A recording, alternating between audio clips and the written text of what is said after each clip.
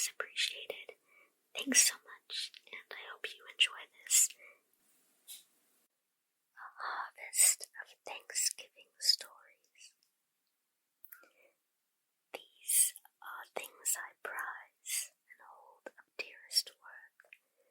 Light of the sapphire skies, peace of the silent hills, shelter of forest, comfort of the grass, music of birds, murmur of little rills, shadow of clouds that swiftly pass, and after showers, the smell of flowers, and of the good brown earth, and best of all, along the way, friendship and mirth.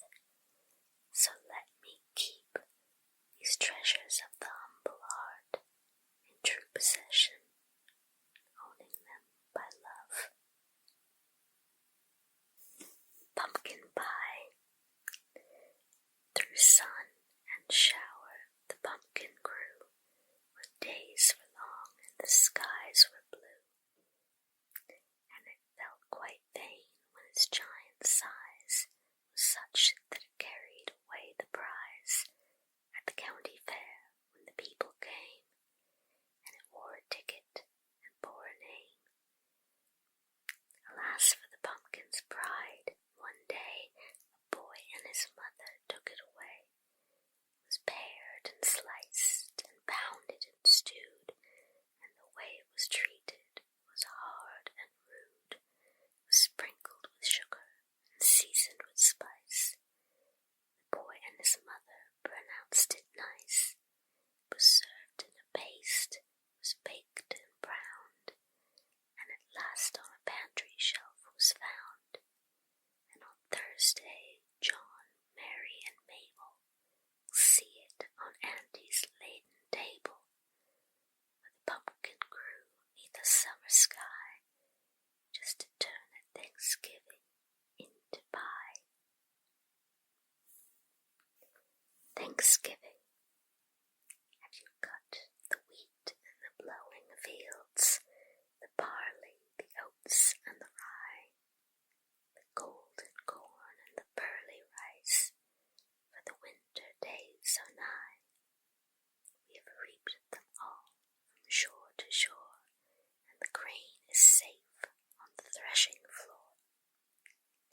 Have you gathered the berries from the vine, and the fruit from the orchard trees, the dew and the scent from the roses in time, in the hive of the honey bees? The peach and the plum and the apple are ours, and the honeycomb from the scented flowers, the wealth of the snowy cotton field, and the gift of the sugar cane, the savory herb and the nourishing root. There has nothing been given in vain. We have gathered the harvest from shore to shore, the measure is full and brimming o'er. Then lift up the head with a song, and lift up the hand with a gift, to the ancient giver of all, the spirit in gratitude lift, for the joy and the promise of spring, for the hay and the clover sweet, the barley, the rye, and the oats, the rice, and the corn, and the wheat, the cotton, and sugar, and fruit, the flowers, and the fine honeycomb, the country so fair and so free. When the frost is on the pumpkin, when the frost is on the pumpkin, the fodder's in the shock, and you hear the uke and gobble of the strutting turkey cock, and the clacking of the guineas, and the clucking of the hens, and the rooster's hallycoir as he tiptoes on the fence. Oh, it's then the time a feller is feeling at his best, with the rising sun to greet him from a night of peaceful rest, as he leaves the house bareheaded and goes out to feed the stock, when the frost frost is on the pumpkin, and the fodder's in the shock. The Discontented Pumpkin. Jack Frost visited Farmer Crane's field one night, and the next morning the gold of the pumpkins shone more brilliantly than ever through their silver coverings. "It is of no use," said one large pumpkin to another lying beside it. "It is of no use. I was never made to be cut up for pumpkin pies. I feel I was put here for something higher." "Why, what do you mean?" said the other. "You never seemed dissatisfied before. You quite take my breath away." "Well, to tell the truth, I do not like the thought of being cut up and served on a table like an ordinary pumpkin. See how large I am. What a glorious color. Tell me, did you ever see a pumpkin more beautiful?" "You are beautiful indeed, but I never thought of being made for anything but pies. Do tell me, of what other use can one be?" "Well, I have always thought that I am not like the other pumpkins in this field, and when Farmer Crane pointed me out as the finest one he had, I heard him say that would be a fine one for a fair. It was not till then that I really knew for what I was intended." "I do remember," said the other. "Yes, I do remember hearing about some pumpkins being taken to a county fair once, but I never heard how they liked it. As for myself, I should be proud to be made into delicious pies and served on a beautiful plate. How can you be satisfied with that thought? But there is Farmer Crane now. He is gathering some of the smaller pumpkins to make pies with, I think." "Perhaps he knows best what you are made for," answered the other. Farmer Crane was soon at their side and was looking from one to the other. "What fine pies they will make. I had better take them now," he said. And they were quickly added to the golden heap already on the wagon. How happy they all were, all but one that lay on top of the large pile. It is hard to be thrown in with these ordinary pumpkins. If I could only slip off by myself, perhaps there is at least a place at the bottom of the wagon where I can be alone. It was a long way from the top of the pile to the bed of the wagon, but it was very little trouble to slip away from the rest. It would only take a second, then he could be away from the others. But alas, the Discontented Pumpkin slipped a little too far, and, I'm sorry to say, soon lay on the frozen ground, a shattered heap. "Dear me," said the pumpkins in one breath. "See, that fine fellow has slipped off and is broken to pieces. What a feast the cows and pigs will have." "It is too bad," said one. "And he was so anxious to be taken to a fair," added another. "Hurrah for the tiny seed! Hurrah for the flower and vine! Hurrah for the golden pumpkin, yellow and plump and fine! But better than all beginnings, sure nobody can deny, is the end of the whole procession, this glorious pumpkin pie."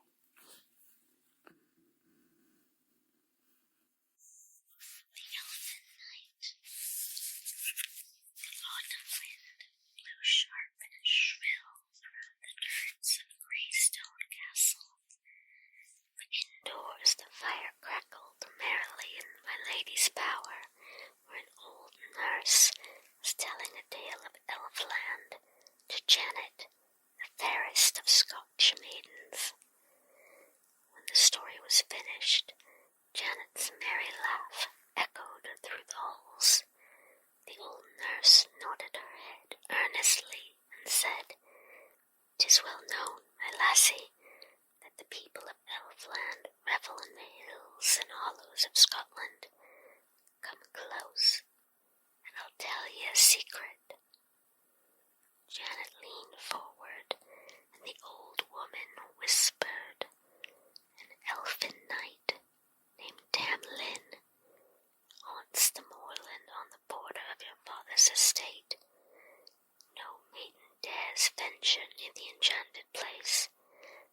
she should fall under the spell of this elfin knight, she would be obliged to give him a precious jewel for ransom. One glimpse of the elfin knight would be worth the rarest gem I have, laughed Janet. How I wish to see him. How I wish I could see him. Hush, hush, said her nurse tremblingly. Nay, nay, my lady. Mortals should have nothing to do with the people of Elfland. By all means, shun the moorland at this time of year, for tomorrow is Hallowe'en, the night when the fairies ride abroad. But the next morning, Janet bound her golden braids about her head, gilded up her green girdle, and tripped lightly to the enchanted moorland. When she came near, she saw lovely flowers blooming as gaily as if it were midsummer time. She stooped to gather some of the roses when suddenly she heard the faintest, silvery music. She glanced around, and there, riding toward her, was the handsomest knight she had ever seen. His milk-white steed, which sped along lighter than the wind, was shod in silver shoes. From the bridle hung tiny silver bells. When the knight came near, he sprang lightly from his horse and said, Fair Janet, tell me why you pluck roses in Elfland. The maiden's heart beat very fast, and the flowers dropped from her hands, but she answered proudly, I came to see Tam Lin, the elfin knight. He stands before you, said the knight. Have you come to free him from Elfland? At these words, Janet's courage failed, for she feared he might cast a spell over her. But when the knight saw how she trembled, he said, Have no fear, Lady Janet, and you shall hear my story. I am the son of noble parents. One day, when I was a lad of 9 years, I went hunting with my father. Now it chanced that we became separated from each other, and ill luck attended me. My good horse stumbled and threw me to the ground, where I lay stunned by the fall. There the fairy queen found me and carried me off to yonder green hill. And while it is pleasant enough in fairyland, yet I long to live amongst mortals again. And why do you not ride away to your home? Asked Janet. Ah, that I cannot do, unless some fair maiden is brave enough to help me. In 3 ways she must prove her courage. First, she must will to meet me here in the enchanted moorland. That you have done, declared the knight. Then he stopped and looked pleadingly at Janet. All her fear vanished, and she asked, In what other ways must the maiden show her courage? She must banish all fear of him. That too you have done, said the knight.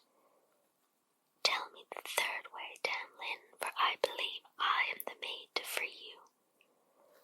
Only my true love can prove her courage in the 3rd way, fair Janet. And the maiden answered, I am thy true love, Tam Lin. Then heed what I say, brave lady. Tonight is Hallowe'en. At the midnight hour, the fairy queen and all her knights will ride abroad. If you dare win your true love, you must wait at Miles Cross until the fairy queen and her elfin knights pass. I shall be in her train. But how shall I know you among so many knights, Tam Lin? Then asked Lady Janet. I shall ride in the 3rd group of followers. Let the 1st and 2nd companies of the fairy queen pass, and look for me in the 3rd. There will only be 3 knights in this last company. One will ride on a black horse, one on a brown, and the 3rd on a milk-white steed, said the knight, pointing to his horse. My right hand will be gloved, Janet,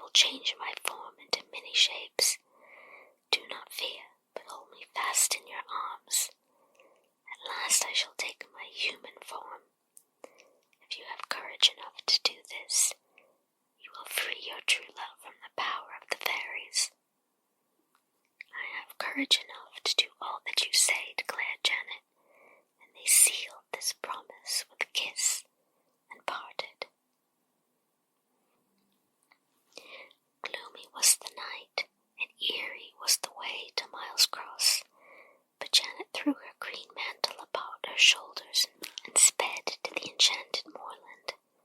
All the way she said to herself over and over, "On this Hallowe'en at midnight I shall free my true love, Tam Lin, from Elfland." And miles across she hid herself and waited, how the wind from the sea moaned across the moorland. Presently she heard a merry tinkling of far-off music, and in the distance she saw a twinkling light dancing forward. Janet could hear her heart beat, but there she stood, undaunted. The fairy queen and her train were riding forth. In the lead of her first merry company of knights and maids of honor rode the beautiful queen, whose jeweled girdle and crown flashed in the darkness. The second group passed quickly, and now came 3 knights in a third group. One rode on a black horse, one on a brown, and there came the milk-white steed last of all. Janet could see that one hand of the rider was gloved, and one hung bare at his side. Then up leaped the maiden. Quickly she seized the bridle of the milk-white steed and pulled the rider from his horse, and threw her green mantle around him. There was a clamour among the elfin knights, and the fairy queen cried out, "Tam Lin, Tam Lin, some mortal has hold of Tam Lin, the bonniest knight in my company." Then the strangest things happened. Instead of Tam Lin, Janet held in her arms a bearded lion, which struggled mightily to get away. But she remembered the knight's warning, "Hold me fast, and fear me not." The next moment she held a fire-breathing dragon, which almost slipped from her, but she tightened her grasp and thought of Tam Lin's words. The dragon changed to a burning bush, and the flames leaped up on all sides, but Janet stood still and felt no harm.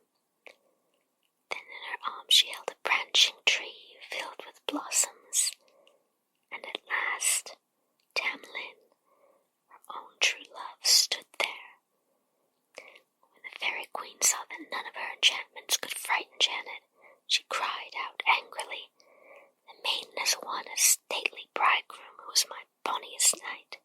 Alas, Tam Lin is lost to Elfland." On into the darkness rode the fairy train. Tam Lin and Lady Janet hastened back to the Greystone Castle. There, in a short time, a wedding feast was prepared, and Tam Lin, who was really a Scottish earl, and Lady Janet, the bravest maid in Scotland, were married. Jack Frost.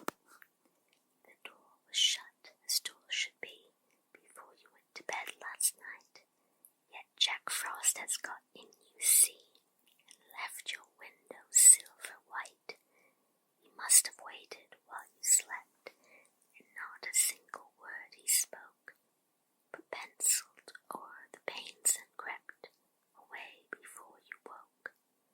And now you cannot see the trees, nor fields that stretch beyond the lane, but there are fairer things than these, his fingers traced on every pane.